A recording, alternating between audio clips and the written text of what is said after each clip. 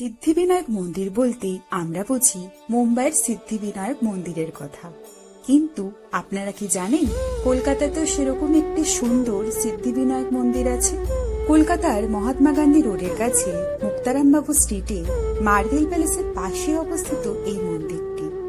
MG road metro station থেকে মাত্র 5 minute হাঁটলেই আপনারা পৌঁছে যাবেন এই সিদ্ধিবিনায়ক মন্দিরটিতে।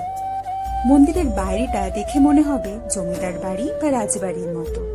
মন্দিরের বাইরেটা যত না সুন্দর তার থেকে ভিতরের সৌন্দর্য দ্বিগুণ।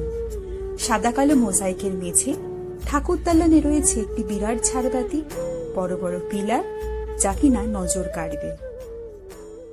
সিদ্ধিদাতা গণেশ। সিদ্ধিদাতা কথার অর্থ হল কোনো কিছু পূরণ করতে হলে তার কৃপা প্রয়োজন হয়। আবার শাস্ত্রমতে তিনি বুদ্ধির দেবতা।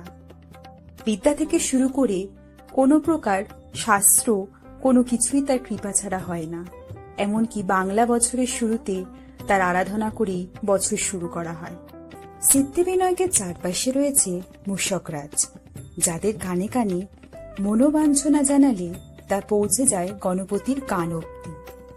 এই মন্দিরটি তৈরি করেছিলেন শ্রী রাধেশ্যাম আগরওয়াল এবং শ্রী রাধেশ্যাম গোয়েঙ্কা।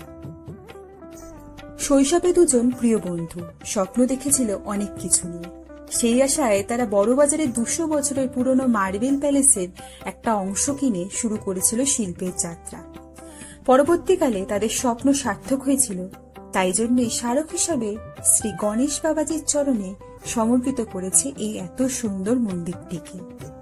2020 সালে এই মন্দিরটি জনসাধারণের কাছে উন্মুক্ত করা হয়।